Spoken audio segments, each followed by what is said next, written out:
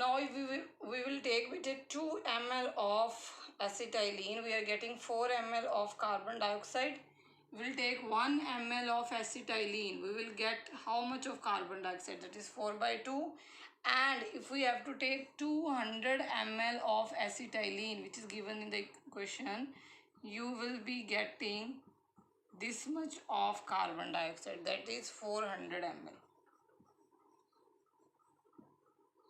Okay बेटे, ma'am ये question एक बार दोबारा एक्सप्लेन कर दो। अब देखो बेटे, question you have written question.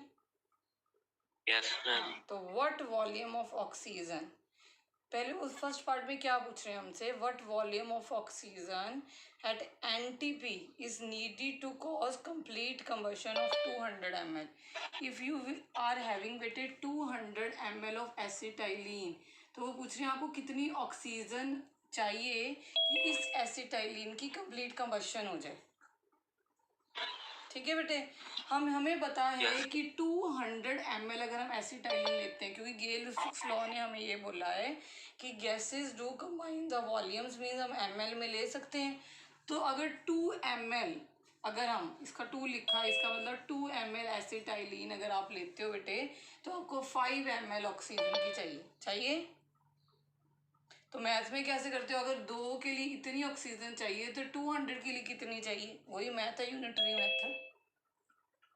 तो ऐसे हमने ऑक्सीजन निकाल ली। सेकेंड पार्ट में हमें ये पूछा गया कि calculate the volume of carbon dioxide form. अगर 2 ml आप एसिटाइलिन लेते हो तो आपको 4 ml कार्बन डाइऑक्साइड मिल रही है। अब आप 200 ml एसिटाइलिन लोगे तो कितनी कार्बन डाइऑक्साइड मिलेगी, ऑब्वियसली 400। आपको सोचो 200, अगर मैं ये कैलकुलेशन ना भी करूं तो 200 ml से 400, सॉरी 2 ml से 4, तो 200 से 400, बट ऑब्वियस है। Okay Jeevitesh, okay then now बेटे come to the limiting reagent. देखो अब कल कोरोना चल रहा है ना, कोरोना क्योर क्यों नहीं हो रहा, what is the limiting reagent?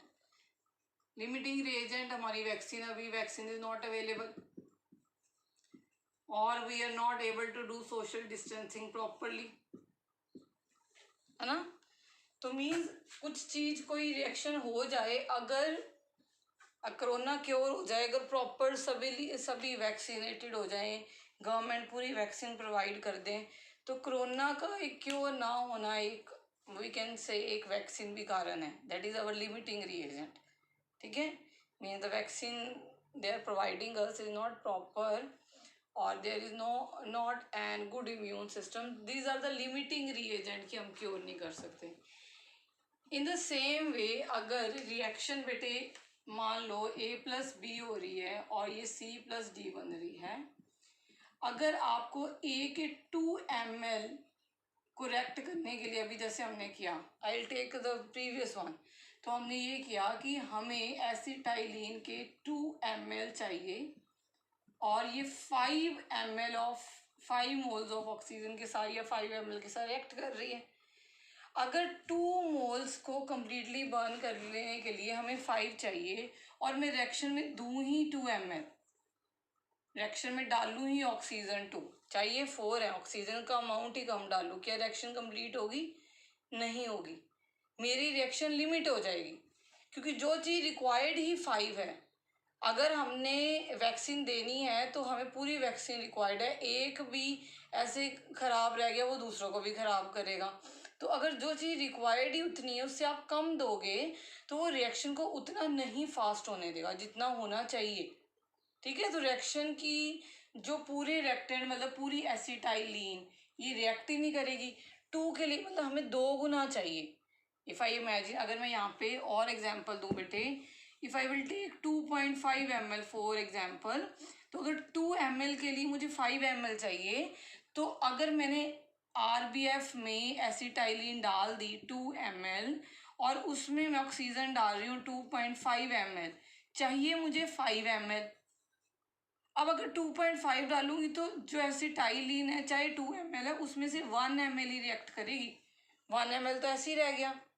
तो इसने मेरी रिएक्शन को लिमिट कर दिया, ये जो रिएजेंट डाला गया ये रिएक्शन को कंप्लीट होने नहीं दिया, ठीक है। तो लिमिटिंग रिएजेंट वो रिएक्टेंट है जो लेसर अमाउंट में देन नीडेड। नीडेड कितना हमें 5 ml, हमने डाला कितने 2.5, ठीक है। तो लिमिटिंग रिएजेंट हमारे लिए वो हो गया जो आपने reactant as it is required उससे कंपैरिजन में वो कम डाला गया, तो हमारी रिएक्शन को क्या कर देगा, लिमिट, ठीक है। It limits the participation of other reactant in the reaction, also the product of the reaction, so it has limited, for example in this particular reaction oxygen has limited the participation of 2 ml of acetylene, only 1 ml is reacting. If 1 ml is reacting, we have seen, if 2 ml is reacting, we have seen हमें 4 moles 4 ml of carbon dioxide मिल रहे हैं। अगर हम 1 ml react करेंगे तो हमें 2 moles मिलेंगे, okay. तो इसने क्या किया, जो हमने ऑक्सीजन कम डाली, it is acting as a limiting reagent, है ना, the reactant which is present in the lesser amount. So ये लिमिटिंग रिएजेंट ने क्या किया, it limits the participation, it limits the participation of the other reactant, and thus the product are not formed as much as they are required to us. Got the point? So let us see few of the numerical. Again bete numerical will come from this particular concept, so we will take numerical and understand this concept. The first numerical is bete 1 gram of magnesium is burned. I have taken 1 gram of magnesium first. I'll read the statement afterwards. Pehle statement samjho. 1 gram of magnesium is burned in a closed vessel. I have taken in this closed vessel. 1 gram of magnesium is burned in a closed vessel which contains 0.5 gram of oxygen. मैंने 1 ग्राम magnesium लिया, 0.5 gram of oxygen के साथ react किया। अब ये पूछ रहे हैं which is the limiting reagent, इन दोनों में से अगर 2 रिएक्टेंट है तो इन दोनों में से विच is the limiting reagent, and what is the amount of magnesium oxide formed in the reaction. If magnesium plus oxygen is reacting, obviously we are getting magnesium oxide. Now they are asking us how much amount of magnesium oxide is forming. Again I am repeating the numerical, listen to me carefully. They are saying 1 gram of magnesium, 1 gram of magnesium is burned in a closed vessel which contain 0.5 gram of oxygen. What is the limiting reagent and what is the amount of magnesium oxide formed in the reaction? ठीक है, पहले तो हम देखें कि अगर हमारी magnesium इतनी है तो हमें ऑक्सीजन कितनी रिक्वायर्ड है और हमें मैग्नीशियम ऑक्साइड कितना मिलता है। अगर 24 मोलर मास है मैग्नीशियम का तो मीन्स 24 इंटू 2 हमें रिक्वायर्ड है मैग्नीशियम, मीन्स हमें 48 ग्राम जब मैग्नीशियम है, ठीक है। तो कितना ऑक्सीजन हमें रिक्वायर्ड है, that is 32 gram, that is 32 ग्राम। और कितना मैग्नीशियम ऑक्साइड बनता है, दैट इज 24 इंटू 2, या मैं इसको सीधा ब्रैकेट के बाहर लिखूँ आपके लिए, 4 plus 16 into 2.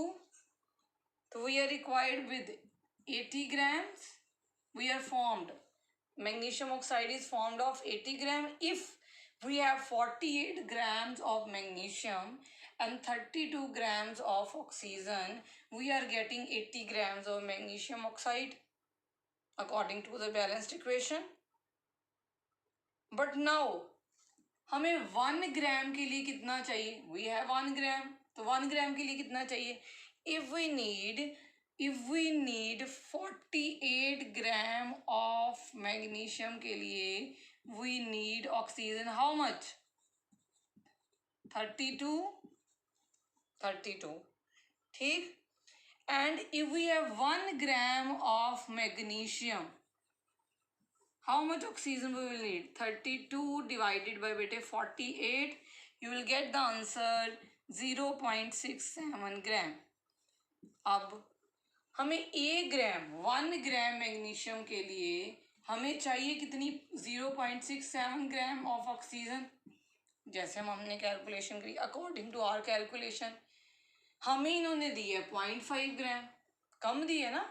अगर रिक्वायर्ड हमें 0.6 है तो आप हमें 0.5 दोगे, आप कैसे कह दोगे कि मैग्नीशियम पूरी रिएक्ट कर जाएगी? क्योंकि 1 ग्राम के लिए तो हमने देखा कि हमें 0.67, अगर आपको मैं 1 ग्राम मैग्नीशियम वे करूं तो उसके हिसाब से मुझे आपको ऑक्सीजन देनी पड़ेगी 0.67 ग्राम, तभी आपकी मैग्नीशियम पूरी कंप्लीटली बर्न करेगी। अगर आपको दी जाए 0.5 ग्राम तो बर्न कंप्लीट करेगी नहीं। इसका मतलब ऑक्सीजन क्या हो गया? Limiting reagent. ऑक्सीजन क्या हो गया बेटे? What is the limiting reagent? Oxygen is the limiting reagent. क्यों? जितनी हमें रिक्वायर्ड है उससे कम अमाउंट हमें अवेलेबल है। Getting my point? Second part में देखो क्या पूछ रहे हैं, calculate the amount of magnesium oxide form in the reaction. अगर हम 32 ग्राम्स ऑफ ऑक्सीजन लेते हैं तब हमें 80 ग्राम्स ऑफ मैग्नीशियम ऑक्साइड मिलता है। यस जबनजोत, हाँ जी बेटे बोलो। मैम जैसे हमने मैग्नीशियम के हिसाब से देखा कि हमें ऑक्सीजन कितनी रिक्वायर चाहिए, तो मैम हम ऐसे देख सकते हैं कि हमें ऑक्सीजन के हिसाब से मैग्नीशियम कितनी चाहिए। हाँ देख सकते हो, फिर वो ज्यादा आएगा। Okay ma'am, okay ma'am. आप निकाल के देखो, इट विल कम, क्योंकि हमें मैग्नीशियम तो प्रॉपर अमाउंट में है, यस मैम। है ना। Magnesium is in the proper amount. आप वैसे भी देखो बेटे, एक आपको और मैं ट्रिक बताऊं, आप अगर अपना रिएक्शन देखोगे ना तो इट इज रिटन 48 ग्राम 32 के लिए चाहिए, मीन्स मैग्नीशियम ज़्यादा चाहिए, ऑक्सीजन कम चाहिए। तो ये आधा वेग आइडिया आपको यहाँ ही दे देता है। देखो दे नहीं रहा। Half of the idea you get from the balanced equation only. थोड़े थोड़े ट्रिक भी करने होते हैं तो it will give you the idea. अच्छा अब नेक्स्ट आओ। अब हमें पता चल गया बेटे लिमिटिंग रिएजेंट हमारा ऑक्सीजन है। अब सेकंड पार्ट हमने ऑक्सीजन से ही क्यों कंसर्न किया, what is the amount of magnesium oxide formed. अगर जिस चीज को कम लिया है उसके डिपेंडेंट में ही मैग्नीशियम ऑक्साइड बनेगा, क्योंकि हमने ये कहा कि लिमिटिंग रिएजेंट एक रिएक्टेंट की पार्टिसिपेशन को रोकता है और प्रोडक्ट भी पूरा उतना चाहिए उतना रिक्वायर्ड नहीं बनता। वी नो अगर हम 0.5 ग्राम ऑफ ऑक्सीजन लेंगे तो हमें अभी proper amount of magnesium oxide नहीं बनेगी, क्योंकि we know very well Amritpal after so many days I think, ठीक है। तो वी नो दैट बेटे 32 ग्राम्स ऑफ ऑक्सीजन हमें कितनी मैग्नीशियम ऑक्साइड दे रहा है? We know it is giving us 80 gram, 80 gram of magnesium oxide दे रहा है। तो 1 ग्राम कितनी देगा? 80/32, ओके। और हमारे पास ऑक्सीजन है कितनी? 0.5, तो 0.5 कितनी हमें देगा? तो it will form magnesium oxide that is 1.25 grams, okay. अब आप ये ध्यान रखना, जब आप लिमिटिंग रिएजेंट निकाल लेते हो उसके बाद प्रोडक्ट कितना बनेगा वो लिमिटिंग रिएजेंट के ऊपर डिपेंड करेगा, ना कि दूसरे रिएक्टेंट के। तब आपने कंपैरिजन मैग्नीशियम से नहीं करना, क्योंकि मैग्नीशियम पहले ही एक्सेस में है। जो एक्सेस रिएजेंट है वो रेट नहीं डिटरमाइन करता, मतलब जो चीज़ ज़्यादा में है वो किसी चीज़ का रेट डिटरमाइन नहीं कर सकती। रेट डिटरमाइनिंग की कितनी रिएक्शन होगी, कहाँ तक पहुँचेगी, वो डिपेंड करता है जो स्लोएस्ट चीज़ है, जो कम चीज़ हम कह सकते हैं, ठीक है। तो इस चीज़ में रेट या लिमिट, रिएक्शन को लिमिट कौन कर रहा है? जो कम है। तो कम है ऑक्सीजन, ऑक्सीजन के ही कॉरस्पॉन्डेंस आप निकाल लोगे। We'll take one numerical from NCERT and then we'll move to the concentration terms. Very important. It is the salt example given in your NCERT. Listen to me carefully. 50 kg of nitrogen and 10 kg of hydrogen. पहले समझो. Understand numerical? They are saying 50 kg of nitrogen and 10 kg of hydrogen. 10 kg of hydrogen, okay, are mixed to produce ammonia, NH3. Calculate the mass of ammonia formed. Calculate the mass of ammonia कितनी आएगी अगर आप 50 gram nitrogen और 50 KG nitrogen और 10 KG hydrogen को mix करोगे तो आपके पास अमोनिया बनती है। तो वो कह रहे हैं कितनी अमोनिया बनेगी मैं बताओ। और उसके बाद वो पूछ रहे हैं identify the limiting reagent in the production of ammonia in this situation. इन दोनों में से identify the limiting reagent in the production of ammonia in this situation. Again I am repeating, I have taken with a 50 kg of nitrogen and 10 kg of hydrogen are mixed together to produce ammonia. Haber's process. Calculate the mass of ammonia formed. We have to calculate the mass of ammonia formed and identify the limiting reagent in the production of the ammonia in this situation. Okay. So according to the salt हम moles निकाल के भी कर सकते हैं, हम वैसे grams के हिसाब से भी कर सकते हैं। It is our wish. तो एज इट इज़ डन या एनसीईआरटी में पहले आपको वैसे एक्सप्लेन कर दो। If will do in the mass तब भी हमारा आ जाएगा, ठीक है। तो nitrogen plus hydrogen it will give ammonia according to the reaction and if we will balance it we will react 1 mole of nitrogen with 3 moles of hydrogen and we will be getting between 2 moles of ammonia. Okay, so 1 mole of nitrogen, see, 1 mole of nitrogen is being reacted with 3 moles of hydrogen to give 2 moles of ammonia. Okay, now हमारा question क्या कर रहा है, हमें तो grams में दिया हुआ है 50 kg में। अगर हम मोल्स में कन्वर्ट करें तो कैसे करते हो, नंबर ऑफ मोल्स कैसे निकालते हो, नंबर ऑफ मोल्स किसी का भी निकालने के लिए नंबर ऑफ मोल्स क्या करते हो, गिवन मास है ना ओवर मोलर मास, यही तो नंबर ऑफ मोल्स होते हैं। अब गिवन मास तो हमें केजी में, जब हम नंबर्स ऑफ मोल्स में निकालते हैं तो हम ग्राम्स में निकालते हैं। तो अगर हम ग्राम में केजी जब भी लगाओ तो ग्राम में कन्वर्ट करना हो तो इनटू हम 1000 कर देंगे। तो 50 केजी से क्या हो जाएगा, इफ आई राइट 50 केजी से क्या हो जाएगा, 50 मल्टीप्लाई बाय 1000 50,000 ग्राम्स और 10 केजी से क्या हो जाएगा, 10 मल्टीप्लाई बाय 1000 मीन्स 10,000 ग्राम्स।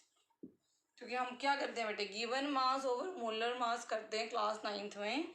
तो रिमेंबर गिवन मास क्या है, जो गिवन है हमें, मोलर मास क्या है, जो इसका मोलर मास है नाइट्रोजन का, दैट इज 28। तो ये आपको नंबर ऑफ मोल्स निकालने में हेल्प कर देगा। तो अगर मैं नाइट्रोजन के नंबर ऑफ मोल्स निकालूं तो गिवन मास अब क्या हो गया, 50,000 ग्राम्स, मोलर मास कितना है 28, इजंट इट।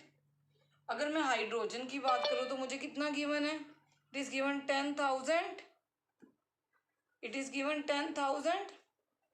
तो हाइड्रोजन गिवन वेट 10,000 और हाइड्रोजन का मोलर मास कितना है, 2 हाइड्रोजन है तो 2। Okay, so number of moles 1785.7 you will get of nitrogen or number of moles of hydrogen you will be getting 5,000 obviously। समझ आ गई बेटे। अगेन आई रिपीटिंग, मैंने इसको मोल्स की टर्म में लिया, आप ग्राम्स की टर्म में भी निकाल सकते हो, ठीक है, ग्राम्स की टर्म में भी निकाल सकते हो, इट्स आवर विश। ओके, अगर नंबर ऑफ मोल्स की ही टर्म में लें, क्योंकि as it is solve in your NCERT, that is why कि बच्चों confusion now we are doing the number of moles only, ठीक है। अगर नंबर ऑफ मोल्स की टर्म में लें तो 1 mole is reacting with 3 moles. अब we are given with the kgs grams, so will convert these into mole. तो if you are given with the gram kg, first you will convert into the gram, that is 50,000, and here it is 10,000. Now number of moles is given mass over molar mass. Given mass is to you is 50,000. Molar mass of nitrogen is 28, and so as 10,000 is hydrogen and molar mass of hydrogen is 2. So number of moles of nitrogen will be this much and hydrogen will be 5,000. Okay, now come to the balanced equation. In the balanced equation, we are seeing that 1 mole is reacting with 3 moles and we are getting 2 moles. ठीक है बेटे, अगर 1 mole of nitrogen को हम 3 moles of hydrogen के साथ react करते हैं तो हमें कितना अमोनिया मिलता है? 2 मोल्स ऑफ अमोनिया मिल रहा है. अब हमारे पास नाइट्रोजन कितना है? 1 मोल ऑफ नाइट्रोजन. ठीक है, अब हमारे पास कितने मोल्स ऑफ हाइड्रोजन के साथ रिएक्ट करेगा? 3 मोल्स इंटू 3 कर दोगे, इसी का ही 3, तो इट विल बी 3 इंटू 1785.7. ठीक है, 1 mole of nitrogen 3 moles of hydrogen के साथ रिएक्ट कर रहा है, तो इतने मोल्स ऑफ नाइट्रोजन 3 इंटू इतने के साथ रिएक्ट करेगा. ये भी तो मोल है, ये भी तो मोल है. इतने मोल ऑफ नाइट्रोजन हमारा 3 इंटू इतने मोल्स ऑफ हाइड्रोजन के साथ रिएक्ट करेगा. तो कितना रिएक्ट किया हमारा हाइड्रोजन? हमारा hydrogen 5, it will be coming to 5355.9. ठीक है, ओके, गेटिंग माई पॉइंट. अब ध्यान से समझो, अब आपको इतना मोल्स ऑफ हाइड्रोजन रिएक्ट करेगा अगर आपके पास इतना मोल्स ऑफ नाइट्रोजन है, मगर आपने नंबर ऑफ मोल्स कितने निकालने हैं? 5,000 हाइड्रोजन के. आपको रिक्वायर्ड कितने हैं? 5355. तो लिमिटिंग रिएजेंट क्या हो जाएगा बेटे? हाइड्रोजन.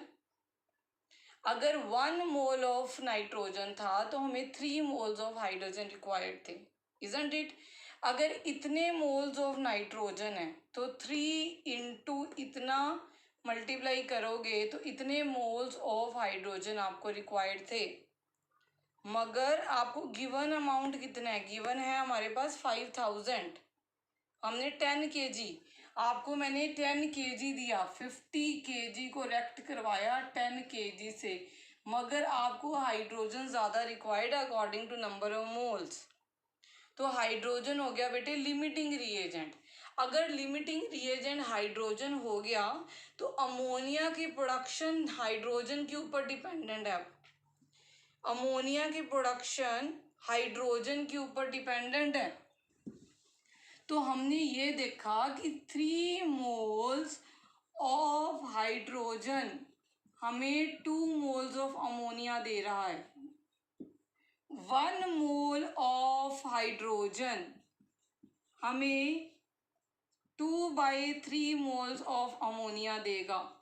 आपको रिक्वायर्ड इतनी हाइड्रोजन थी मगर आपने निकाली कितनी? That is 5,000 mole of hydrogen. अब ये कितनी अमोनिया देगा बेटे? It will give you 2/3 into 5,000. Okay बेटे, तो it will give you how much? That is 333.3 mole. Okay,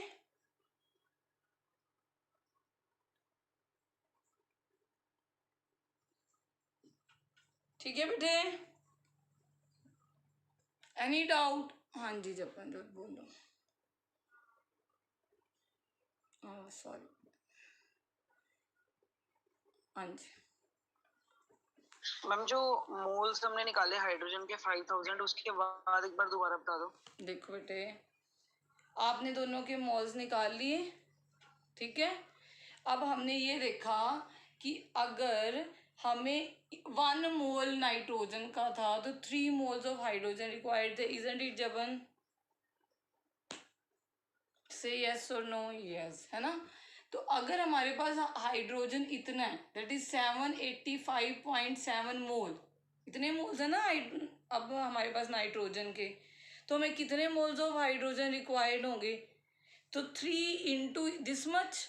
अगर मैं बोलूँ अगर ये 1 मोल है, अगर ये 1 है तो ये 3 इंटू 1 है ना बेटे, हाइड्रोजन, हाइड्रोजन तो 3 इंटू 1 है।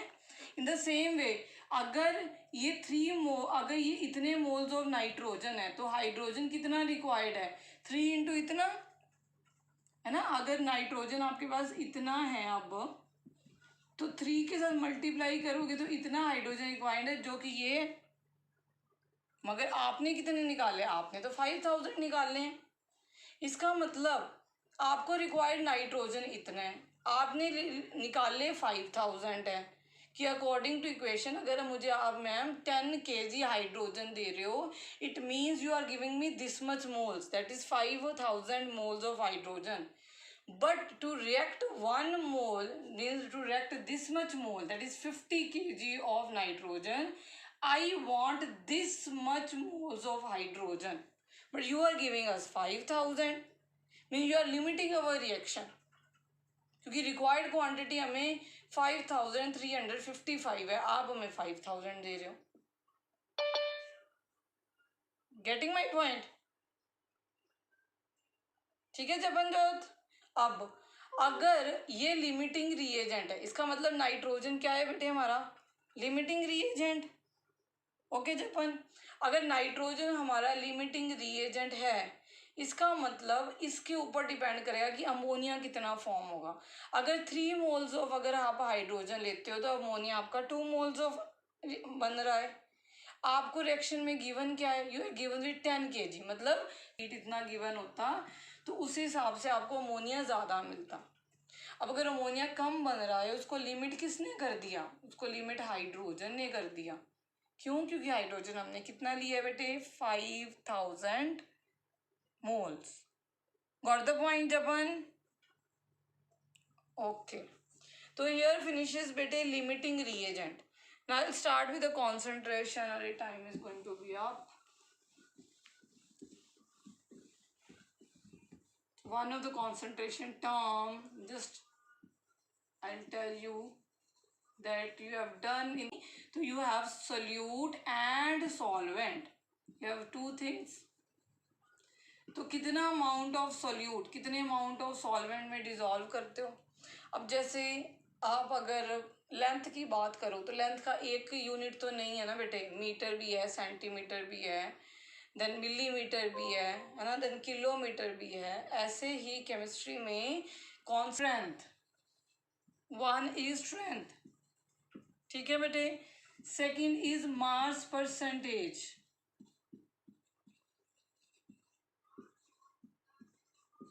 Okay. Next is volume percentage. Then mole fraction.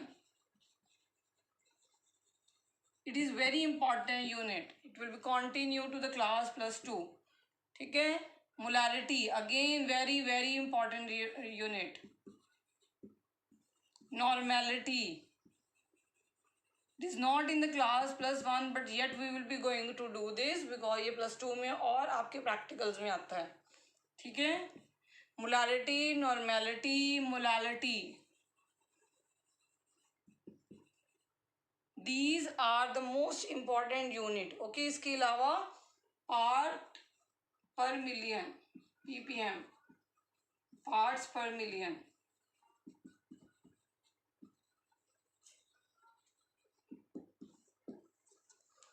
So these are the various ways to express the strength, to express the amount of solute in a solution. This is the ways. Okay, कि हम कैसे बताएंगे कितना amount of solute हमारे किसी भी solvent में है. तो बेटे ये वाली हम कॉन्सेंट्रेशन टर्म्स यूज करते हैं, जिसमें से हम अब ये वाली द मोस्ट इम्पॉर्टेंट जो बारी बारी यूज करेंगे. These are the most important one. ठीक है. एंड ये आपका एक +2 में चैप्टर आएगा, तब आपने अपने आप उसके बेस पे न्यूमेरिकल करने होंगे. So listen to me carefully. Now what is the first term? Strength. That is amount of solute in gram present in 1 liter of the solution. Strength. What